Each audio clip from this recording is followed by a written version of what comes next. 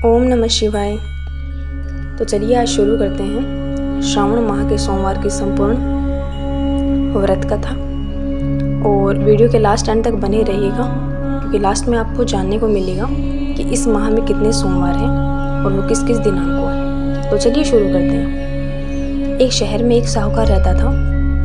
उसके घर में पैसों की कोई कमी नहीं थी, लेकिन उसके कोई संतान नहीं थी, जिससे वह बहुत दुखी रहता था। पुत्र की कामना करते हुए वह हर सोमवार को भगवान शिव का व्रत किया करता था और शिव और पार्वती जी की पूरी भक्ति के साथ शिवालय में जाकर पूजा किया करता था। उनकी भक्ति देखकर माता पार्वती काफी प्रसन्न हुई और उन्होंने भगवान शिव से साहूकार की इच्छा पूरा करने का अनुरोध किया। पार्वती जी की इच्छा सुनकर भगवान शिव ने कहा, हे पार्वती, इस संसार में प्रत्येक प्राणी को उसके कर्मों के अनुसार फल मिलता है और उसके भाग्य में जो कुछ भी होता है उसे भुगतना पड़ता है। लेकिन पार्वती जी ने साहूकार की आस्था को बनाए रखने के लिए, उनकी इच्छा पूरी करने के लिए भगवान शिव से अनुरोध किया।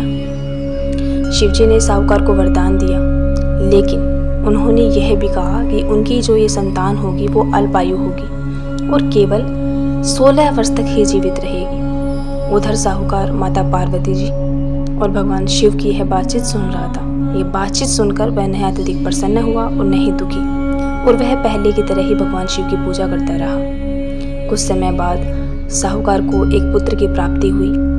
जब वह बालक 11 वर्ष का हुआ तो उसने उसको पढ़ने के लिए काशी भेज दिया।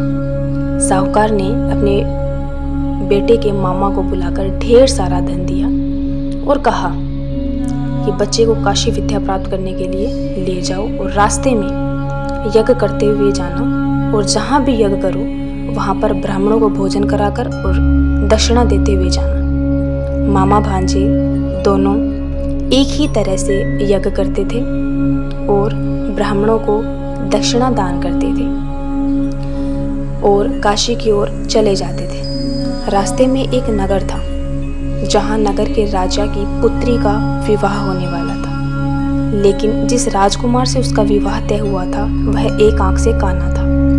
इस बात की जानकारी राजा को नहीं थी।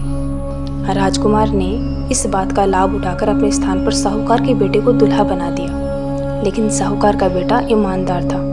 उसने अवसर का लाभ उठाया और राजकुमारी के दुपट्टे पर लिखा कि तुम मुझसे शादी कर चुकी हो, लेकिन जिस राजकुमार के साथ तुम्हें भेजा जाएगा वह एक आंख से काना है।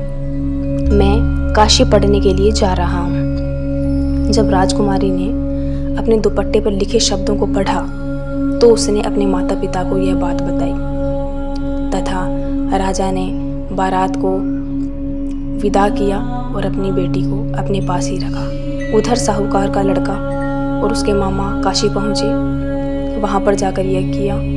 जैसे ही लड़के की आयु 12 वर्ष हुई तब उन्होंने एक यज्ञ किया और लड़के ने अपने मामा से कहा कि मेरी तबीयत ठीक नहीं है। मामा ने कहा तुम अंदर जाओ और सो जाओ। शिव के वरदान के अनुसार कुछ ही पलों में बच्चे की जान निकल गई। मृत भांजे को देख उसके मामा विलाप करने लगे। संयोग से उसी समय माता पार्वती और भगवान शिव वहां से जा रहे थे। पार्वती जी ने कहा कि हे प्राणनाथ, मैं इसकी पुकार को सहन नहीं कर सकती, आपको इस व्यक्ति की पीड़ा को दूर करना होगा। जब शिवजी ने मरे हुए लड़के के पास पहुंचकर जाकर देखा तो उन्होंने उनको पहचाना कि ये वही साहूकार का लड़का है जिसको मैंने अल्पायु होने का वरदान दिया था। इसकी उम्र अब खत्म हो गई है, लेकिन माता पार्वती ने कहा, हे महादेव, कृपा करके इस बच्चे को आप उम्र दें, नहीं तो इसके माता पिता भी मर जाएंगे।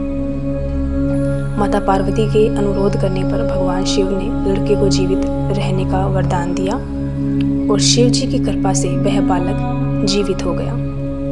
शिक्षा प्राप्त करके जब वह लड़का अपने मामा के साथ नगर लौट रहा था तो दोनों चलते हुए उसी नगर में पहुंचे जहां उसका विवाह राजकुमारी के साथ हुआ था। उस नगर में भी उसने यज्ञ किया। उस नगर के राजा ने तुरंत उसे पहचान लिया। यज्ञ समाप्त होने पर राजा व्यापारी के बेटे और उसके मामा को महल लेकर गए और उनको बहुत सारा धन, वस्त्र और राजकुमारी के साथ विदा किया।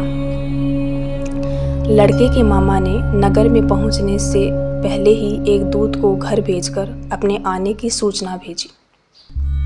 बेटे के जीवित वापस लौटने की सूचना से व्यापारी काफ़ी प्रसन्न हुआ, क्योंकि व्यापारी और उसकी पत्नी ने खुद को एक कमरे में बंद करके रखा था और उन्होंने प्रतिज्ञा कर रखी थी कि यदि उन्होंने अपने बेटे की मृत्यु का समाचार मिला तो वो दोनों अपना प्राण त्याग देंगे। व्यापारी अपनी पत्नी के साथ नगर के द्वार पर पहुंचा और अपने बेटे के जीवित होने और उसके विवाह का समाचार सुनकर उनकी खुशी का ठिकाना न रहा।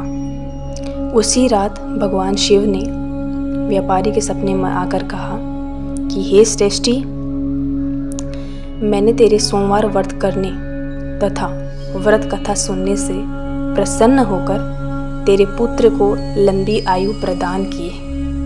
और ऐसा सुनकर व्यापारी काफ़ी प्रसन्न हुआ और वे खुशी खुशी अपना जीवन यापन करने लगे।